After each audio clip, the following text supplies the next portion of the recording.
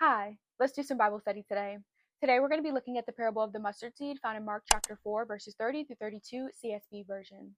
Jesus opens up this parable while speaking to a crowd, and he's looking for an explanation or an example to describe the kingdom of God through, and he arrives on the mustard seed. It's like a mustard seed that, when sown upon the soil, is the smallest of all the seeds on the ground. So, the mustard seed directly represents the kingdom of God, which can be thought of as God's place where he dwells, reigns, and is sovereign over all. The idea of this mustard seed, this kingdom of God mustard seed, being sown on the ground can represent the spreading of the gospel on the ground that we walk on, earth.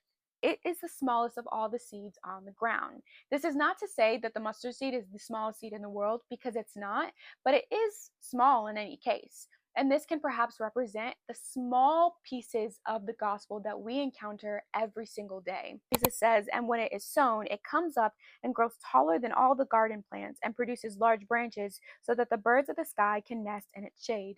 So he says that when this mustard seed gospel is spread all over the ground, it ends up growing taller than everything else, representing how the tiny little pieces of God in our daily life can grow to create a large garden of grace and faith and evidence of God in our lives. Tall garden and long branches with birds can represent the refuge and rest found in God after seeing how all of these things line up and represent God in your life.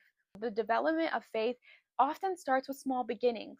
A run in with a random church member, a gospel song on the radio that you've never heard before, a random stranger praying for you, all small pieces of God that you have happened to run across. That was today's parable, and that was today's Bible study.